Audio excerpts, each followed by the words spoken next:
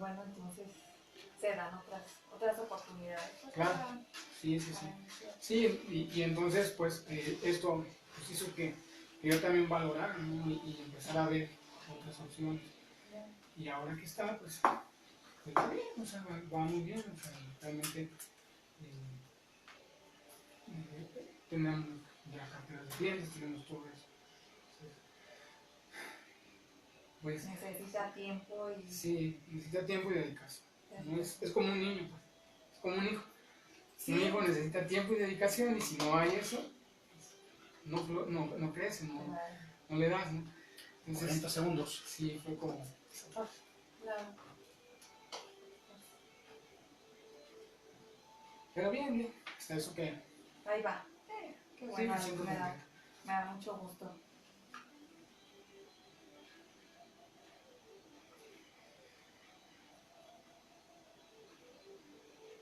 Si quieres, igual tú también lo puedes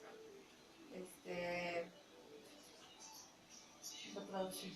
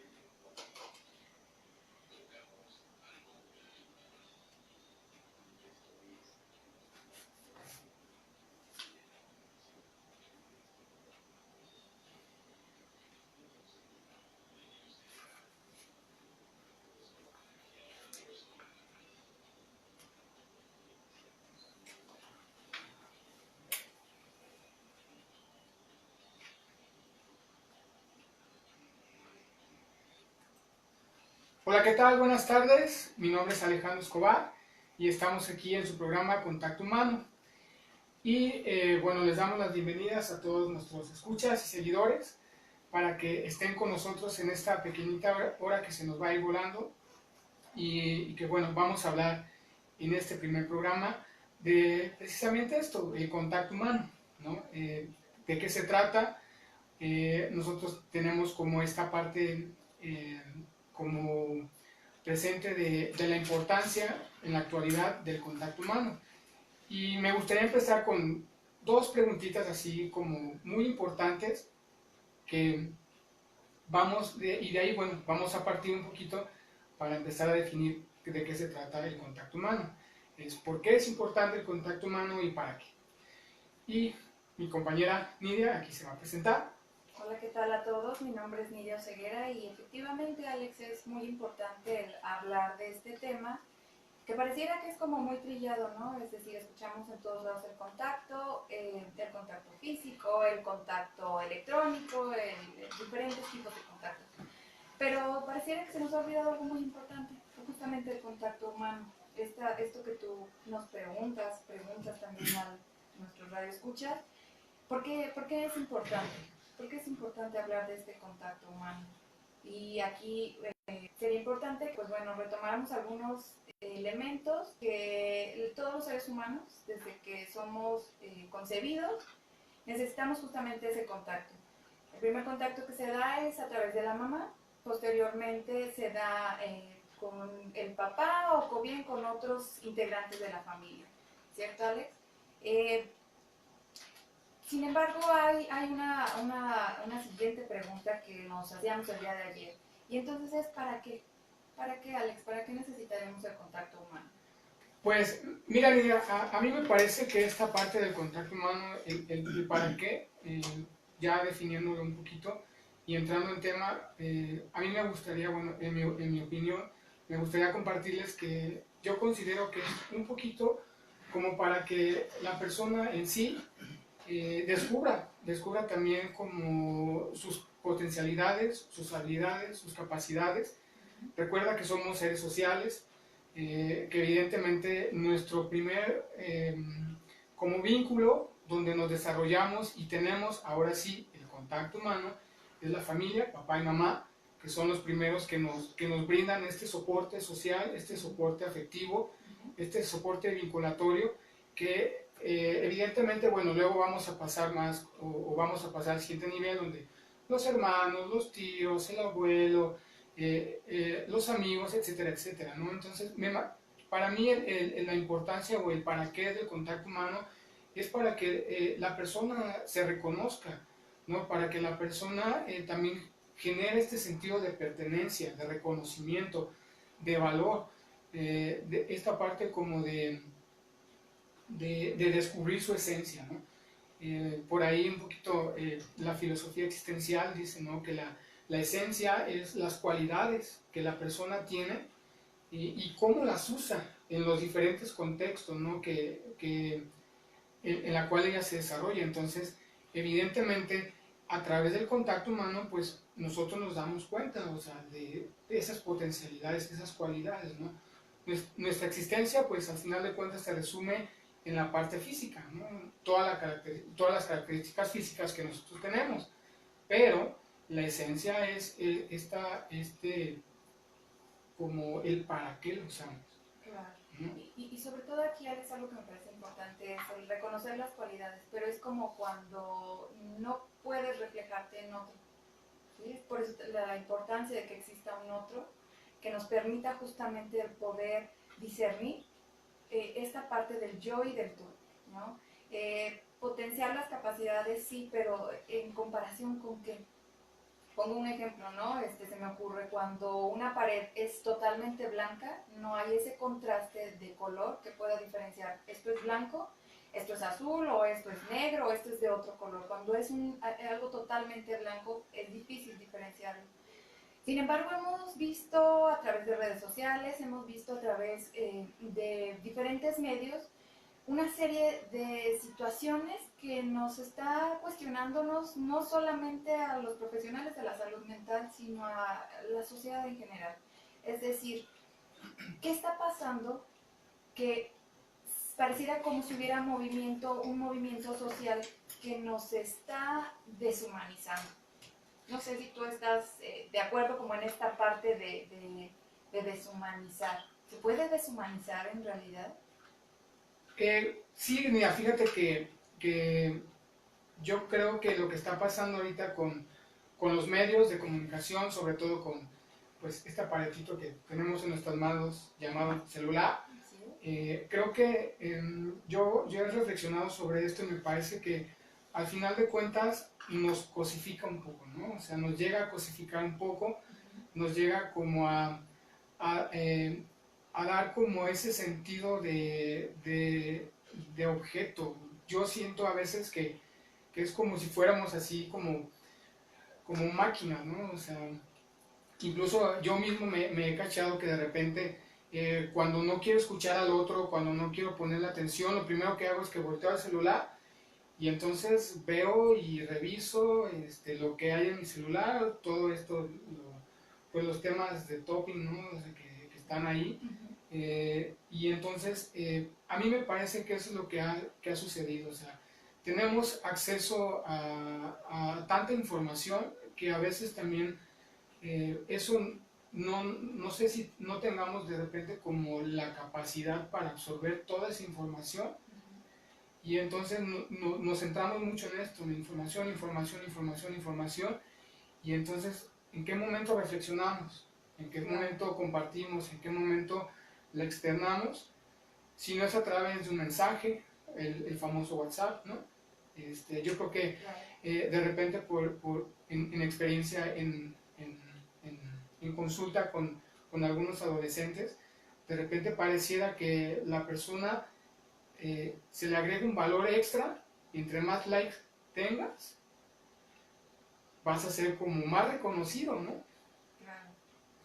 Y entonces de repente vemos estos famosos challenge, ¿no? En las redes sociales, donde eso hace que entonces tengas N cantidad de reproducciones y entonces ahí es cuando pareciera que la persona que lo hace empieza a obtener reconocimiento. Claro. Y recordemos esta parte que es muy importante, es decir, no estamos en contra de la tecnología, La tecnología ha tenido un papel o tiene un papel fundamental para el ser humano. Sin embargo, pareciera que esto que tú nos comentas lo empleamos muchas personas, ¿no? Me incluyo también, cuando a veces necesitamos como evadirnos del entorno en el que nos desarrollamos, nos echamos un chapuzón a las redes sociales, a esta parte de los retos, o bien a otros elementos que nos permite distraernos, distanciarnos. Yo me atrevería a decir, no sé tú qué opinas, a desvincularnos de la realidad. Pues no sé, sí me parece más bien desvincularnos afectivamente. Yo no sé tanto de la realidad, porque la realidad es eso, ¿no? La realidad es como todo ese tipo de situaciones y de conductas que se generan y que pues ahora lo llaman así, ¿no? Como tendencias, como estos videos que se viralizan, ¿no? Pero más bien dejamos de ver y percibir y de contactar a la persona como eso, como una persona, y la vemos como, o de repente se ha llegado a ver como alguien que nos va a divertir, ¿no? Claro. Alguien que seguramente va a hacer algo y entonces nos va a divertir, nos va a sacar una risa, y ahí es cuando yo me pregunto qué tanto eso es el contacto, ¿no? Qué tanto eso realmente tiene el sentido que busque esa persona, ¿no? Claro. Sobre todo porque me pongo a pensar, bueno, a lo mejor los que son los millennials, ¿no? Los famosos y etiquetados millennials, que a mí me parece que tienen muchas cosas o elementos muy importantes que aportan muchos eh, de gran importancia para la sociedad, ¿no? Y entonces aquí es justamente nacen en una era digital donde pareciera que eso es como lo que ellos han aprendido, a diferencia de los que tenemos un poquito más de edad, y entonces nos damos cuenta de que existe también otro tipo de contacto, no solamente lo que hay en la internet, no solamente lo que hay en los medios electrónicos, sino existe también esta parte de platicar, el poder ejercer la palabra para tener ese acercamiento. Es como nuestro spot, ¿no? Nos acerca justamente y nos aloja en la memoria del otro. Claro, y fíjate que ahorita dijiste algo que me llamó la atención, es la palabra, ¿no? Y no solamente es la palabra, mira, creo que dejamos de ver al otro, ¿no? Dejamos de mirarlo.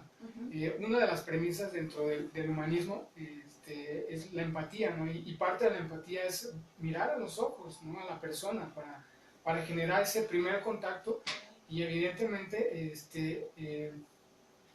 generar el vínculo inmediato. Entonces, de repente creo que estamos tan saturados de tantas imágenes y tanto que ver que dejamos en sí de ver. No vemos más allá, más lo que ya está masticado, lo que ya está procesado, lo que ya se te facilita o se te da prácticamente sin ningún tipo de esfuerzo, ¿no? Entonces, por ejemplo, fíjate, hoy en la mañana estábamos atendiendo a una familia y justamente yo les decía, ¿se dan cuenta cómo están sentados papá y mamá? Y entonces voltean a verse entre sí, estaba uno de un extremo, el otro de otro extremo y los hijos en medio, ¿no? Y me dice el papá, no, pues estamos sentados normalmente. Y la siguiente pregunta que yo les hago, ¿cómo están entre ustedes dos? ¿No? Entre papá y mamá. Y entonces ahí ya se empezó a generar la plática, la sesión terapéutica, porque evidentemente, ¿no? O sea, yo veía que me arrojaban información y me decían y me compartían, pero jamás se volteaban a ver, jamás tenían esta mirada de confirmación, ¿no? Y desde ahí, desde esa percepción que yo tuve, desde esa percepción de ver a los papás que ni se volteaban a ver, que ni tenían como acercamiento, ni siquiera con una mirada, decía, híjole, o sea, ¿cómo estará en casa la situación? ¿Cómo estarán ellos en casa que viven así, desvinculados totalmente? ¿No? Y evidentemente, pues la comunicación se va perdiendo, ¿no? La comunicación se va dejando de un lado, se comunica lo necesario, lo del día a día, la rutina, y entonces se deja de percibir lo que el otro me quiere decir, ¿no? Ya no interpretamos, ya suponemos. Claro. Pareciera que es como ya un discurso, ¿no? Un libreto, y lo estamos constantemente repasando porque ¿cómo estás? ¿Cómo te fue? Bien, ok, se acabó la comunicación, ¿no? Ya no hay más preguntas. Ahorita que tú comentabas esto me parece súper importante porque es como de las primeras cosas que deben de tener en cuenta las personas, tanto para los que nos escuchan como para los que nos ven vía Facebook, que esto es bien importante. La comunicación empieza con la confirmación o reafirmación del otro. Y entonces, ¿cómo confirmamos o reafirmamos al otro? A través de esta mirada, de este contacto visual que ejercemos con nuestros hijos, con nuestras parejas, con nuestros alumnos, nuestros pacientes. ¿Por qué? Porque es importante el poder reflejar esta parte.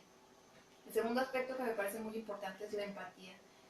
Para todas aquellas personas que escuchamos constantemente, debes de ser más empático. ¿Qué es la empatía? En términos más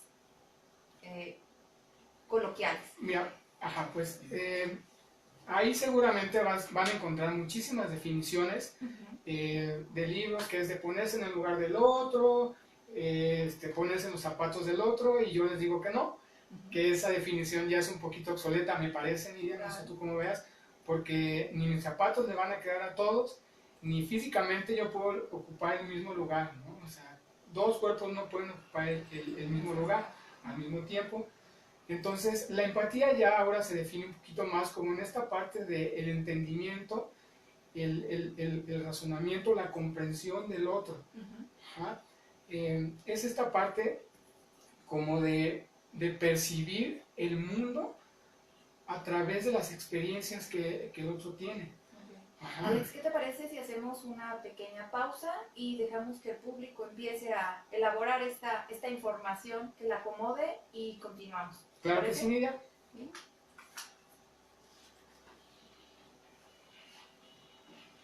A mí me parece que esta parte donde tú lo retomas, eso es, o sea, todo el mundo decimos, es que lo que es la empatía es ponerse en el otro, ¿no? Y entonces yo digo, es que eso es lo que necesitamos, Alex. Esa capacidad que todos los seres poseemos, pero tenemos que aprender a desarrollar justamente, ¿no? Y que ya no retomar cosas que están como un poco trilladas y obsoletas. Sí, fíjate que esto de la empatía, Nidia, yo lo trabajo mucho, sobre todo en las pláticas docentes, porque es lo primero que me dicen, es ponerse en el lugar del otro. No es ponerse en el lugar del otro, es entender la historia del otro y comprender y aceptar sin juzgar lo que el otro está viviendo. Que es nada más lo más difícil, ¿no? El poder comprender, entender sin juzgar al otro.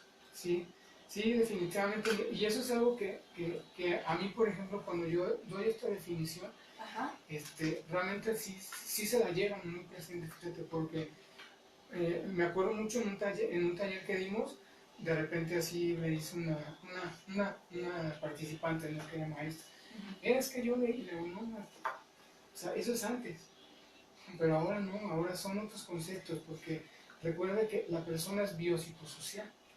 O sea, hay que entender, por ejemplo, la condición física en la que estaba, porque hay mucha gente, y hablando precisamente de la empatía, ¿no, Nidia? Yo les decía, a ver, si tenemos a un niño con una discapacidad, primero que nada tienes que ver y entender su diagnóstico. Tienes que ver dónde está la lesión. Si no sabes dónde está la lesión, no vas a entender su actuar. Les pongo un ejemplo. Un chico que tiene una lesión en su lado izquierdo a nivel cerebral va a tener problemas impulsivos. Y aquí es donde nuevamente entra la parte biopsicosocial, donde tenemos que entender que hay cosas, hay conductas que no son del todo de la voluntad, ¿no? Es que es impulsivo porque no quiere poner atención. No, tenemos que empezar justamente a erradicar esa parte de la mala información o información que tenemos distorsionada, ¿no? Porque es justamente donde si podemos dimensionar y podemos entender la situación en la que se encuentra, podemos actuar. Claro, sí, y eso yo creo que a lo mejor hay que comentar, ¿no? Porque sí me parece, Nidia, que lo más difícil es eso, ¿no? Claro.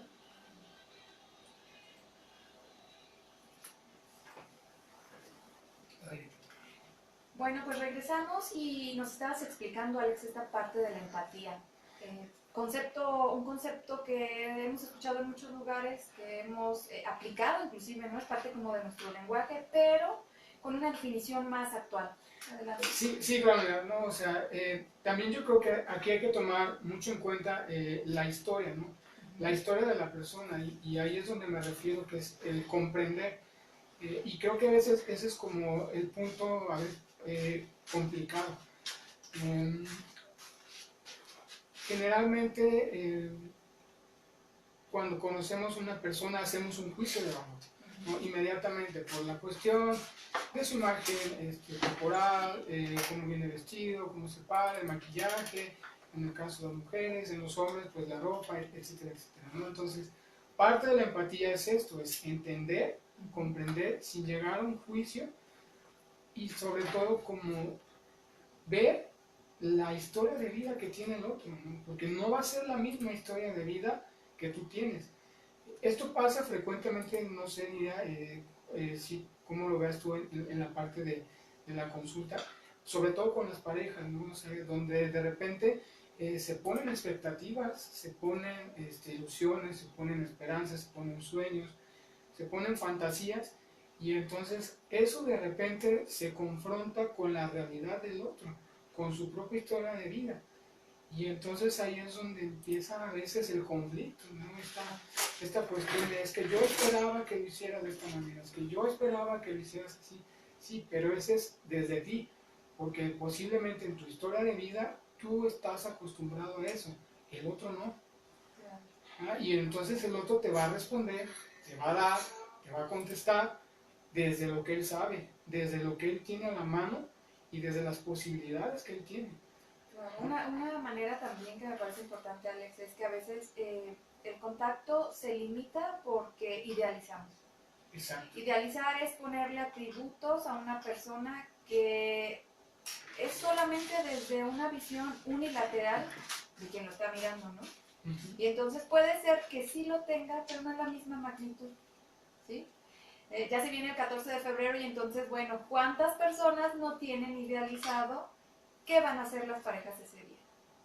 Exactamente, yo creo que ese es un punto muy importante, Lidia, esta idealización que a veces hacemos o se hace y que no corresponde realmente a lo que es la persona. Y entonces ahí, en lugar de estar viendo a la persona como es y generar el contacto humano, estamos viendo a la persona como yo quiero verla. Claro. ¿Ah? Pero entonces viene la desilusión. ¿Y cómo viene la desilusión? Ah, pues porque no hizo las cosas como yo esperaba.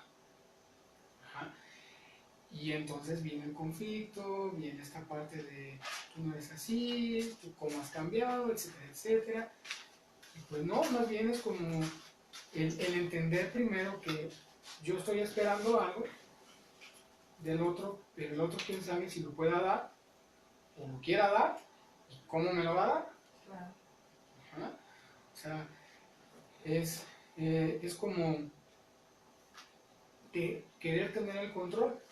Al final de cuentas, en esta parte unilateral que dices, quiero tener el control porque entonces quiero que las cosas se hagan.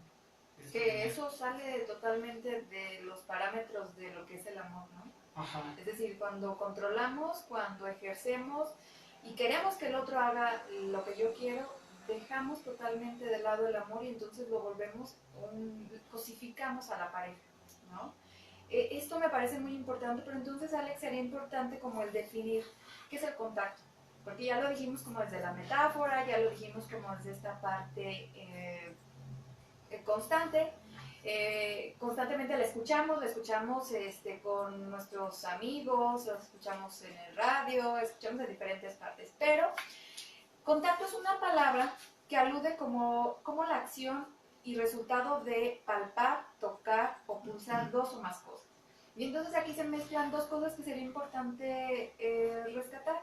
Uno es desde la parte física, cuando tocamos, cuando pulsamos, cuando palpamos algo. Pero entonces se da también una identificación a nivel cerebral. Es decir, pasa algo en nuestro cerebro que nos permite justamente estar en contacto con el otro. esta parte donde a veces nos sentimos incómodos estando en contacto con alguien, es algo que también debemos de prestar atención. Claro, claro, mira, por ahí en algún momento, mira, hablando de, en esta página de bueno, Face, vi pues una fotografía, ¿no? Que decía que el primer contacto que mucha gente lo manifiesta, dice que es a través del tocar o el ver, y me llamó la atención que decía, es a través de la energía, ¿no? Y me parece que esto sí es un poco como vamos a poner decirlo verdadero, porque creo que muchas veces podemos ver, puede ser, podemos tocar, pero si, como tú dices, como esta vibra, ¿no? Que de repente el otro no embona, no la siento igual o no me siento cómodo, creo que desde ahí también se define esto, ¿no? Y creo que parte del contacto es eso, es cuando yo con el otro me identifico, pero no solamente es de una manera física, sino que también mental, emocional y psíquicamente me conecto. Claro. ¿No?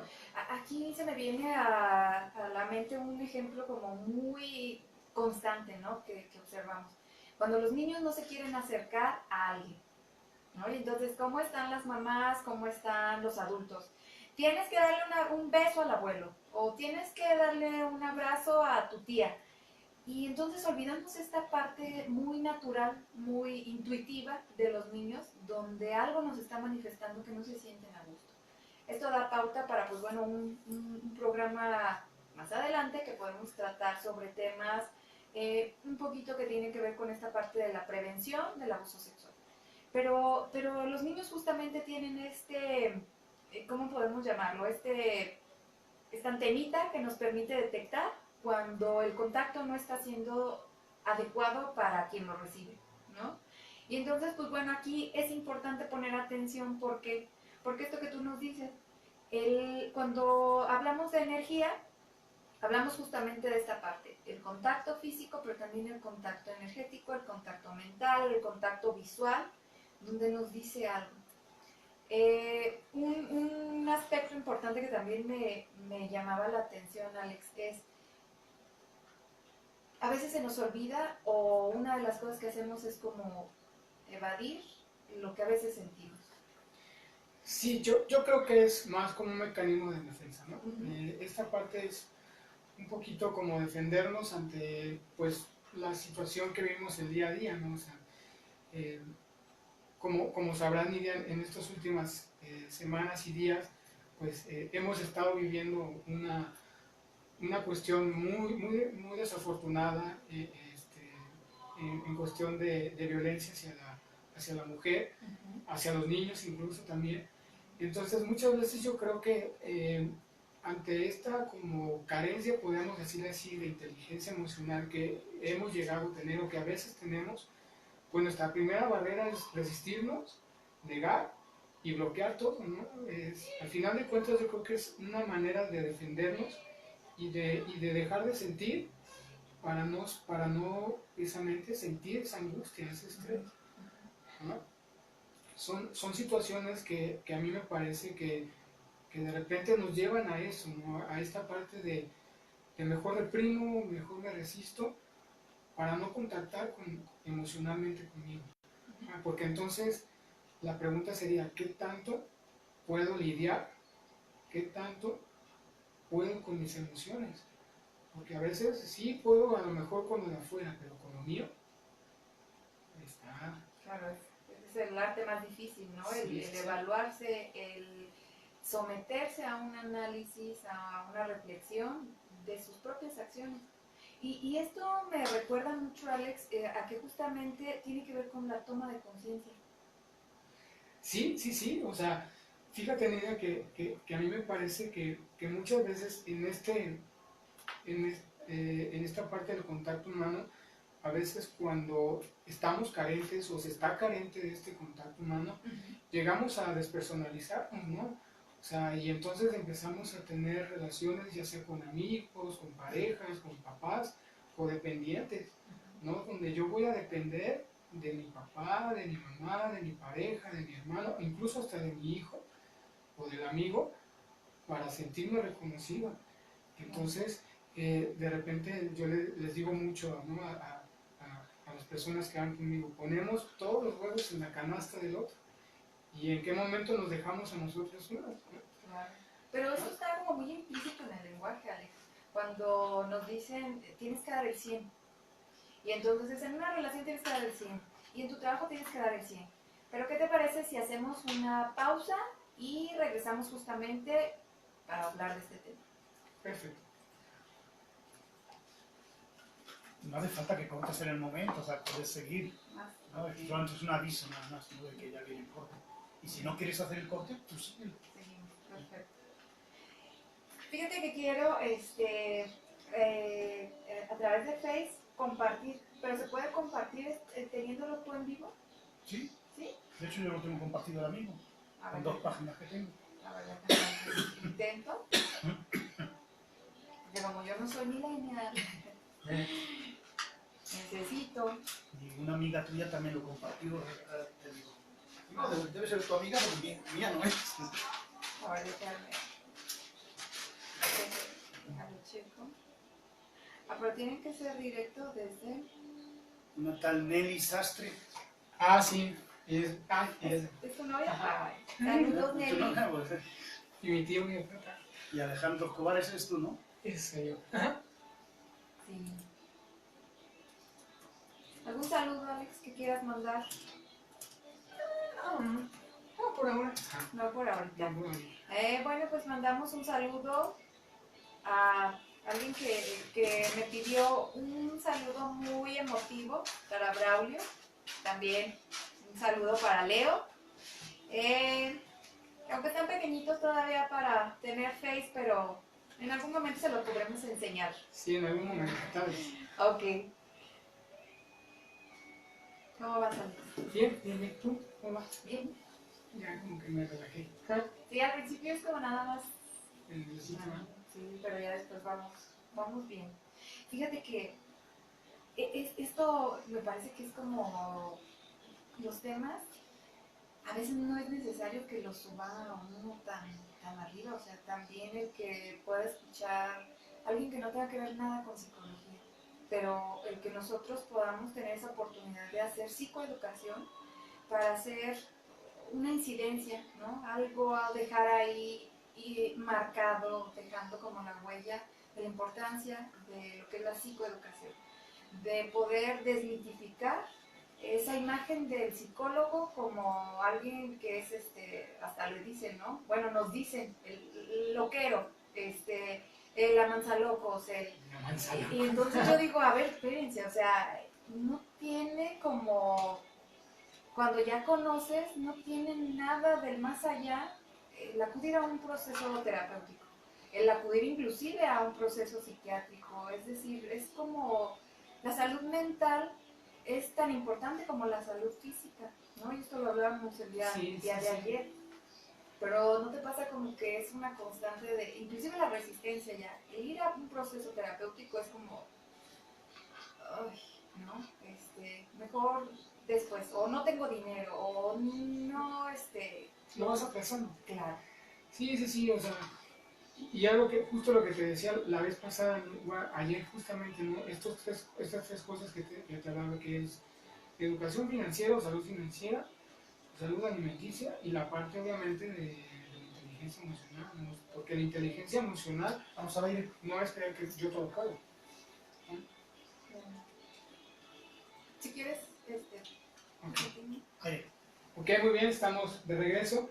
Y bueno, siguiendo con el tema, les decía que esta parte de la despersonalización que de repente pues llegamos a hacer, ¿no? en esta urgencia a veces de sentirnos pertenecidos, de sentirnos aceptados, reconocidos y con valor, y que ahí es donde me parece donde ya se genera el vicio del contacto humano, ¿no? Donde ya ponemos toda la energía, toda la atención en el otro y dejamos de cuidarnos a nosotros, ¿no? Fíjate que ahí en el lugar donde por las mañanas laboro, esa es una frecuente que pasa, donde las mamás dedican todo el tiempo, toda su energía, y hablo de mamás porque en nuestra población te puedo decir que el 80-90% de las personas que asisten con nosotros son mujeres, mamás, el otro porcentaje pues sí hay papás, pero en su mayoría son mamás. Entonces la mamá se desvive y hace como esta parte de todo hacia el hijo, y cuando la mamá quiere retomar algo, pues se da cuenta que no sabe por dónde empezar, ¿no? Porque entonces ahí excedió, yo creo, el contacto humano, ¿no? Excedió esta parte de dejar de ser para convertirse en una herramienta para el otro. Claro. Fíjate que ahorita que tú comentas esto, Alex, a mí me viene a la mente como cuando la cadena alimenticia, ¿no? Y entonces es muchas veces que me parece que eso es algo que está pasando, la persona pierde o va perdiendo poco a poco estos autocuidados que debe tener para sí mismo, porque parece que se lo comió el entorno.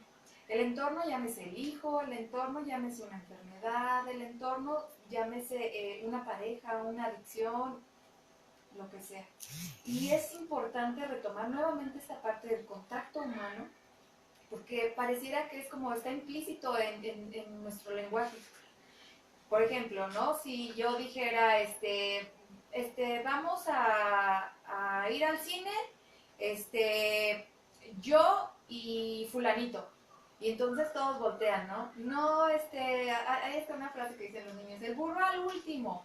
Y entonces justamente cuando las personas llegan a terapia, cambiamos este modelo.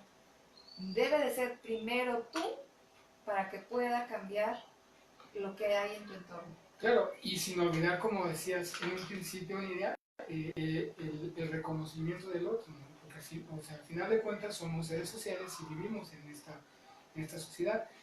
Y claro, o sea, a mí me parece que de repente esto que acabas de comentar, Nidia, es social y culturalmente aceptado, ¿no? Donde la mamá se desvive por el hijo y el papá entonces se dedica a el trabajo. Que ahora y actualmente me parece que esa estructura familiar y esos patrones de conducta están cambiando.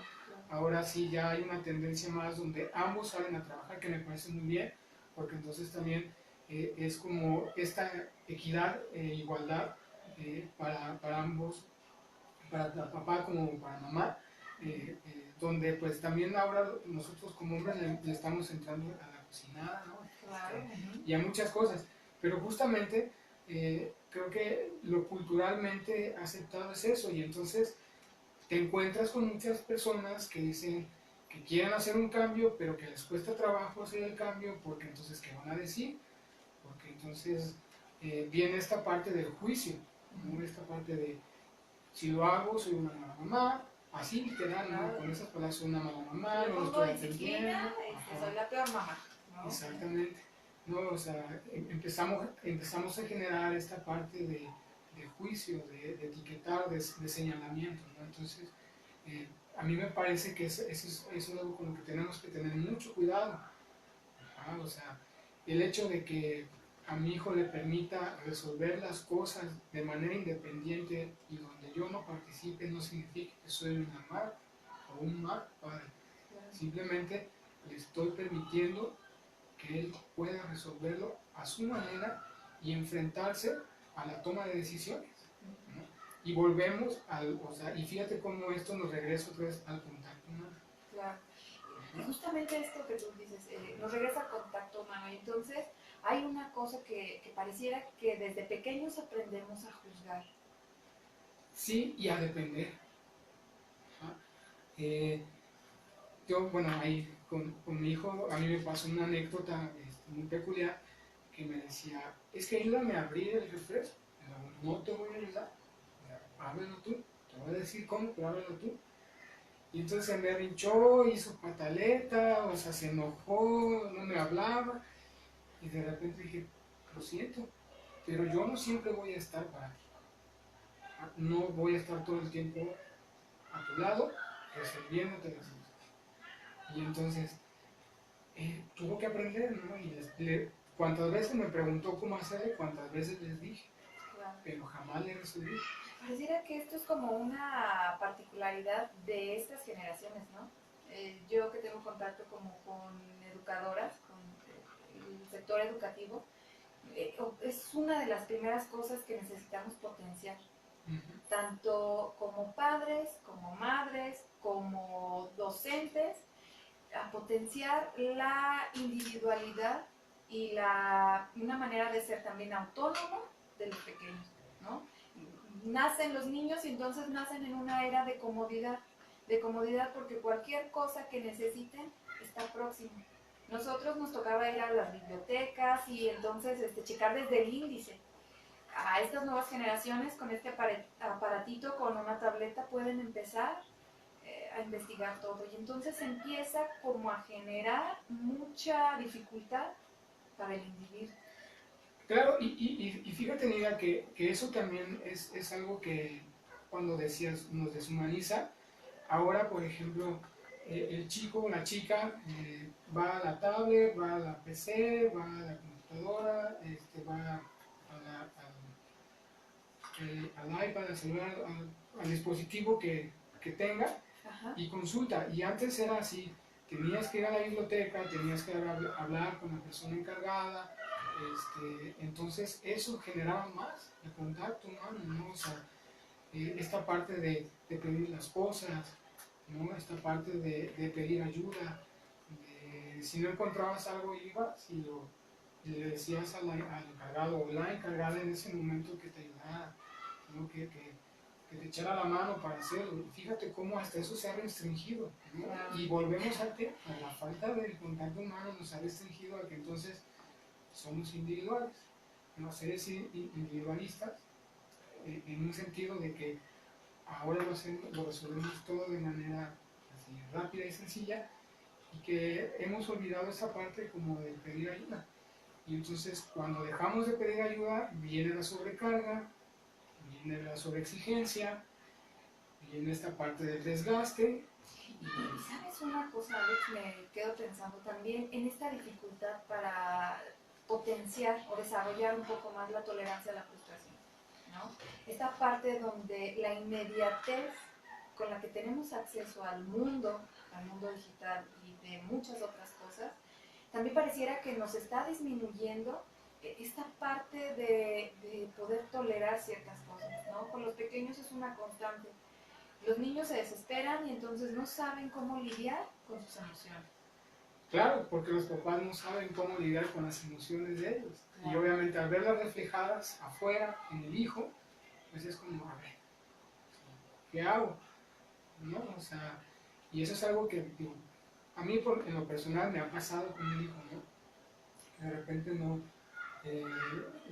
hay cosas que me sobrepasan en ocasiones y no sé cómo lidiar con eso, ¿no? Y es ahí cuando yo digo, hay que pedir ayuda. Y obviamente, aquí están los psicólogos, ¿verdad? Para esa parte. Ajá, pero sí creo que falta ese exponerlos, ¿no? Un poco a la frustración, a lo que te decía hace rato, ¿no? A que ellos mismos encuentren su forma de resolver. Claro. Y esto va a tener entonces que ver, Alex, con que necesitamos información.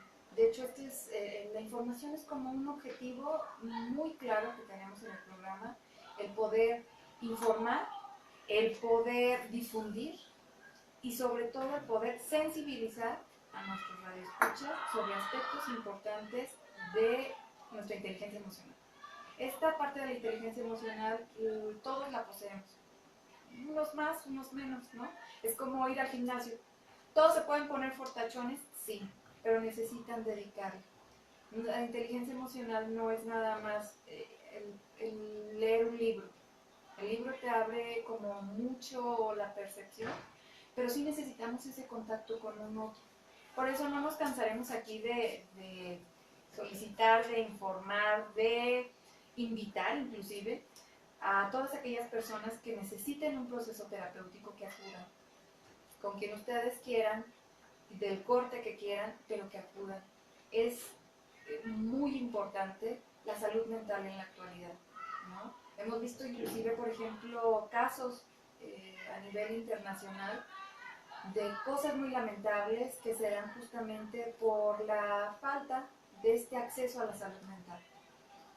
Claro, Nidia, creo que esta parte donde el otro se ha como vuelto en sí mismo y de repente no hay esta como capacidad de externar lo que le sucede, pues evidentemente hay esta sensación a veces, ¿no? Como de soledad, de abandono, de esta parte como no pertenezco. ¿Ah?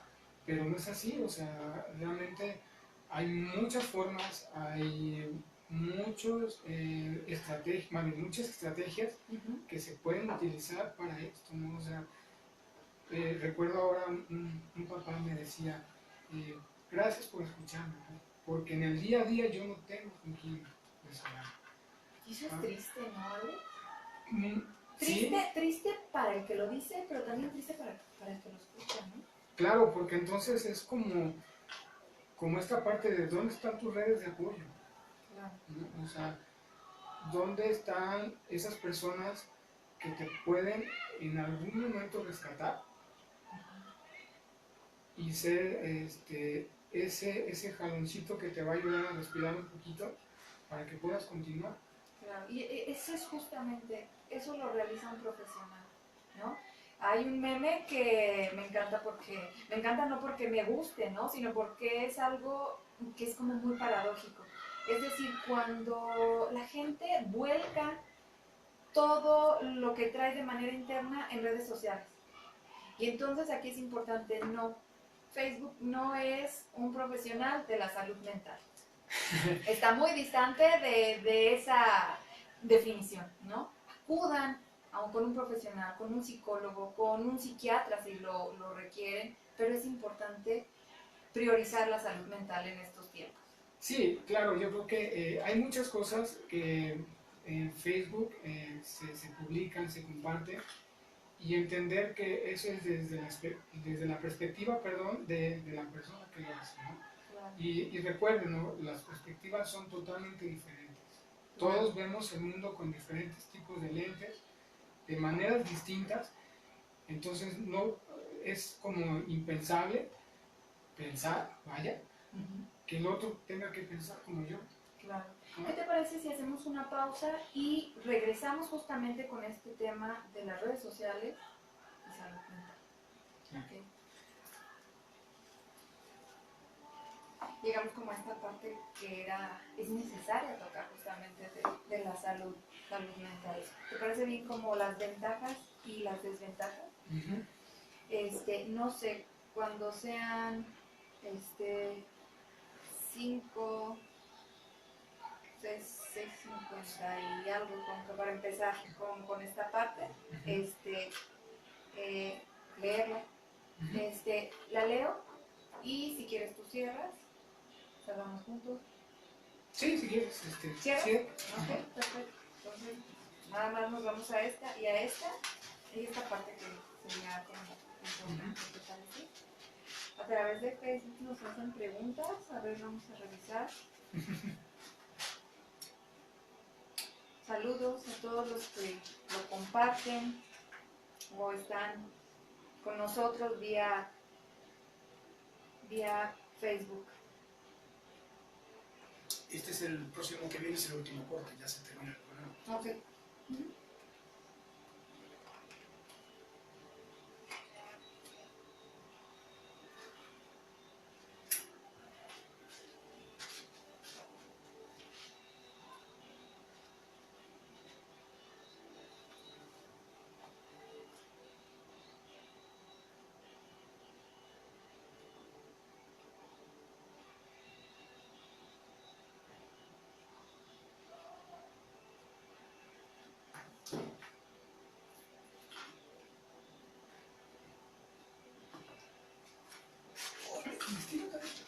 Sí. Se nos fue el tiempo rapidísimo. Sí. Faltan 12 minutos. Faltan 10 minutos.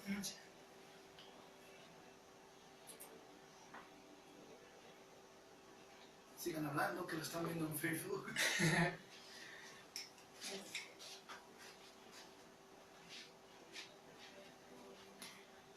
esta me gusta mucho, como este hombre que es tan, a la parte de la física, o sea, de lo estructurado, tiene como esa capacidad de...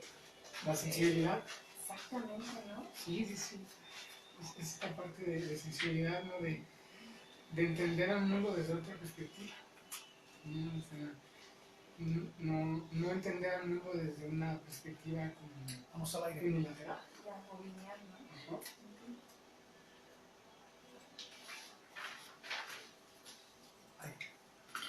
Ok, continuamos con esta parte donde justamente hablábamos de la accesibilidad de los medios que tienen sus ventajas y sus desventajas, Alex, para esta parte de la salud mental. ¿Cuál sería una ventaja que tú puedes observar? Considero, Nidia, que una de las ventajas de la accesibilidad que tenemos ahora con los dispositivos es como el contacto inmediato con personas que posiblemente están pues, físicamente lejanas, ¿no? Ajá. Evidentemente, yo creo que esta es una de las mayores que a mí en lo personal creo que le veo como mucho. O sea, esta parte de mantener ahora sí como pues sí, digamos, el contacto con esa persona que no está físicamente presente con nosotros Uh-huh. y que evidentemente pues para nosotros es como es significativa, ¿no? Otra cosa que yo considero es que puedes tener acceso a información de manera inmediata que te puede permitir en algún momento pues obtener algún beneficio, ¿no? En la instancia donde tú lo vayas a ejercer. Claro. Otro beneficio o ventaja que yo observo, ¿sabes cuál es, Alex? Que me parece que la educación está como más al alcance. Es decir, puedes estudiar tu prepa en línea, puedes estudiar una maestría en línea, puedes estudiar un diplomado en línea, alguien que lo esté ofertando en otra parte del mundo. Es decir, sí ha tenido como ciertas ventajas también esta parte, no estamos tan en contra del Internet, ¿no? Claro. Fíjate que una de las cosas que también a mí me parece como ventaja es que evidentemente luego hay personas que les cuesta mucho el contacto uno a uno con otra persona y me parece que a veces eso también les da como una ventana para la expresión, ¿sabes? Una expresión que, bueno, a veces pues, mal dirigida, ¿no? En una dirección no tan positiva, pues puede a veces dañar. ¿No? Pero me parece que también yo lo veo como una ventaja, ¿no? Esa oportunidad que tiene esta persona que a veces le cuesta o se le dificulta el uno a uno, a través de esto ella puede ejercer, ¿no? Su opinión o lo que tenga o lo que le guste. ¿Sí? Claro. Inclusive me quedaba yo pensando, ¿no? También esta parte donde permite, a través de las cámaras de seguridad, el poder reconocer, el poder identificar diferentes hechos delictivos. Eso también me parece que es una ventaja que está teniendo los medios electrónicos. Es una responsabilidad, Alex, ¿cierto? Porque es importante que la información que tú transmites debes de tener como un conocimiento previo. Sí, sí, yo creo que es una responsabilidad muy grande porque evidentemente las consecuencias son a veces inesperadas, ¿no? O sea, no sabes qué pueda percibir el otro, qué pueda pasar con el otro ante esto, ¿no? O sea, eh, por ejemplo, tú puedes darle el celular a tu hijo, pero si no hay un bloqueo o un filtro donde no pueda acceder de manera así libre a internet, pues evidentemente esto puede ser que vea cosas o se entere de cosas que el niño todavía no está capacitado para comprender y entender. Que pareciera que eso es como una desventaja, ¿no? Sí, Es a mi decir, punto de vista sí. como papás o como personas maduras, los adultos, se supone, facilitan este tipo de medios y entonces se olvidan de la supervisión, se olvidan de el estar checando con quién está contactando nuestros hijos, nuestros sobrinos, nuestros alumnos, precisamente porque nos hemos desvinculado de esta responsabilidad con los pequeños. Sí, y yo lo pondría también como desventaja esto de donde se usa ahora la tablet y el celular como para calmar al niño, ¿no? Claro. Digo, yo lo he hecho, asumo mi responsabilidad, pero creo que también esto es algo que se hace frecuentemente ahora, ¿no? O sea, el niño hace berrinche, el niño patalea, el niño empieza a tener estas conductas como de poca tolerancia y entonces el papá les da el celular, la tablet para que se calme y es una manera donde la usamos como método de control y hasta incluso educativo, ¿no? Para los hijos. He sabido de varias experiencias, ¿no? Donde los chicos ya no saben qué hacer, o sea, si no hay un dispositivo electrónico a la mano. Claro, ¿qué es la diversión sin un celular, ¿no? Ajá. Sin estar en internet, ¿qué es? Pues eso, ¿no? Vivir la vida. Y lo primero que te preguntan es, ¿dónde está la tele? Ok. También una de las cosas que me parece importante, Alex, es justamente esto que comentábamos, ¿no? Decíamos hace un momento, lo que pasa es que los papás dan a los hijos los medios electrónicos, ¿para qué? Para tratar de regular o de controlarlos. Pero paradójicamente sucede el efecto contrario. Como no tengo esa capacidad emocional de poder vincularme con el pequeño para enseñarle a disminuir la frustración, yo también actúo de manera impulsiva y le doy el aparato, ¿no? Le doy el celular o bien le doy la tableta, le doy la computadora, el Xbox, todo lo electrónico. Pero entonces el mensaje está claro. Como yo tampoco sé lidiar con lo que a ti te pasa.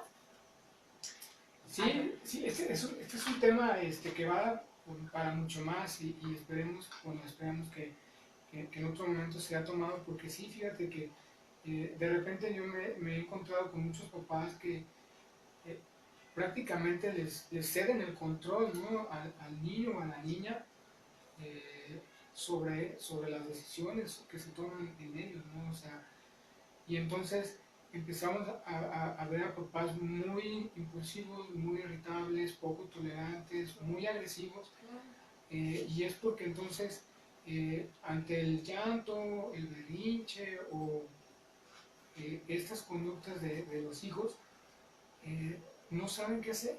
O sea, no, y yo les digo mucho, ese es el reflejo. O sea, al final de cuentas, nuestros hijos son nuestro propio reflejo, ¿no? Entonces, aquí a veces entra la parte psicoeducativa de orientar a los papás en cómo controlar la parte también emocional, ¿no? Cómo enseñarles esta parte de primero me tengo que calmar yo para después calmar a mi hijo. O sea, porque entonces, si yo quiero corregir a mi hijo gritándole, pegando, insultando, agrediendo, pues lo único que voy a hacer es que él grite, llore más y vamos en escalada, ¿no? O sea, tú gritas más, yo grito más, tú gritas más, yo grito más y entonces no llegamos a ningún lado. Claro, me ocurre ahorita una constante que se ve en algunas escuelas, ¿no? Cuando el docente habla con los papás y les dice que, bueno, que el niño o la niña está teniendo conductas violentas. Entonces, llegando a casa, ¿qué se hace?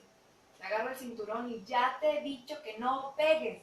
Y entonces el mensaje que creemos que mandamos es a través de la voz, pero el ejemplo es lo que finalmente se está grabando en el pequeño. Esta parte de aprender a resolver las cosas mediante los gritos, mediante la violencia, y entonces es una constante de no acabar. Sí, lo que nosotros conocemos como introyecto, ¿no? Eso que a veces no forzosamente se tiene que decir, pero se actúa y cada vez que se actúa se refuerza y se refuerza y se refuerza y entonces el niño se queda con eso. Entonces esa es la manera, ¿no? O sea, incluso, o sea, hagan la reflexión a quien nos escucha, es cómo nos vinculamos con nuestros hijos, cómo nos vinculamos con nuestra pareja, cómo nos vinculamos con nuestros amigos, y se darán cuenta que muchas conductas que tenemos son de papá y de mamá. Claro. Ajá, no son culpables papá y mamá, quiero aclarar eso. Simplemente son cosas que se vieron año tras año, día tras día, momento tras momento, y que pues evidentemente se tenían que seguir, porque como decíamos al principio, Si la familia es el primer contacto humano que tenemos, pues desde ahí viene. Claro. ¿No? Alex, danos tus redes sociales. Bueno, me pueden encontrar como Alejandro Escobar en Facebook y ya, nada más. Ok. Mi nombre, me pueden encontrar también vía Facebook, Nidia Ceguera Villaseñor, o también síganos por Facebook a través de RM Morelia.